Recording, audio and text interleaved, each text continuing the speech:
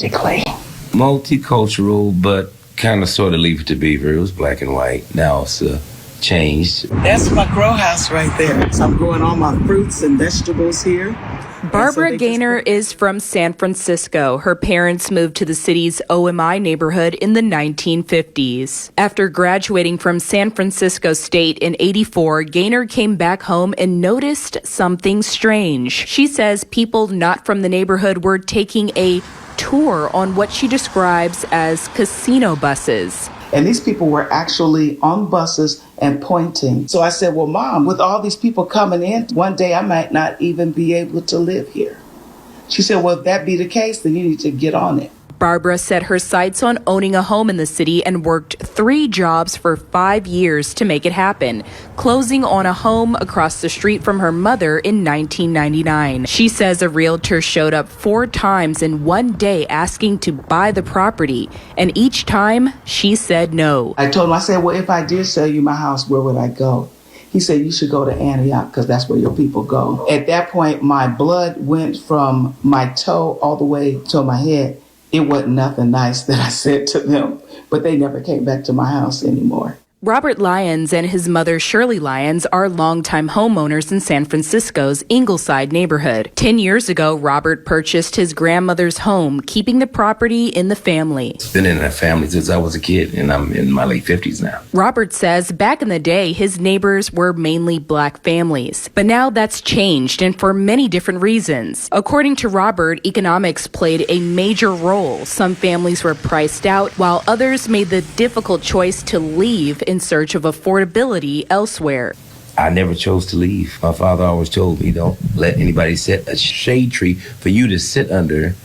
Pick your own. Shirley Lyons is from Texas. She moved to San Francisco with her family when she was just 8 years old. When Shirley got married, she and her husband shared a clear goal to own a home.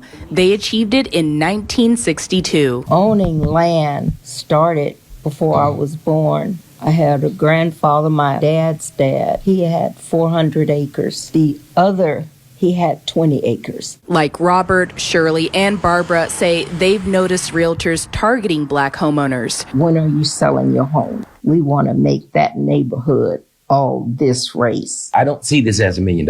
I see it as a roof over my head. Findings from the Bay Area Equity Atlas, a regional justice data project, shows that in 2000, San Francisco had 7,100 black homeowners, with a homeownership rate of 29%. At the time, that was 6 points below the citywide rate of 35%.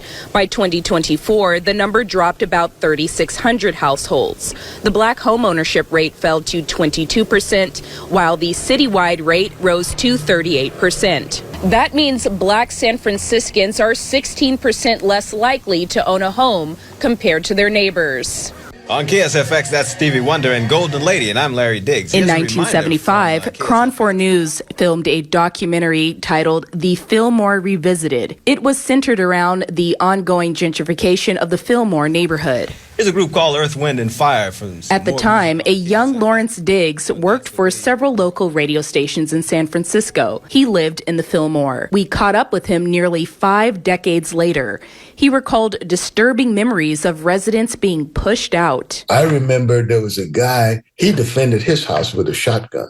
Well, they started moving those people out. There was one guy who he wouldn't sell his jazz club, and he got killed. The they is, I don't know who, because they weren't all one people, but it just seemed to us like a concerted effort. Referring to San Francisco's redevelopment agencies, the group led urban renewal projects across the city in the 1960s. It focused on projects in black neighborhoods like the Fillmore and Western Addition. Barbara's message to black families is simple: plan ahead and keep property in the family, and for black youth to pursue high-paying careers to build the stability needed to buy and keep their homes. And that's what my parents always told me: get yourself a good job so you can get your pension.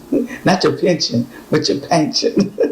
Robert, Shirley, and Barbara say they're here to stay in San Francisco. I feel good here. I feel sad at times because my sweetheart is not here.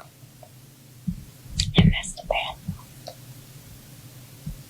Shirley's husband has since passed, but the house and the memories they made there remain a lasting reminder of the life they built together. Owning a home, it's just been wonderful to have my family to come over, help yourself, whatever's in the refrigerator. If I don't want you to have it, I'll say so. That's for a different day. Hallelujah. For these San Franciscans, Black home ownership is more than a deed or a set of keys. San Francisco is my town.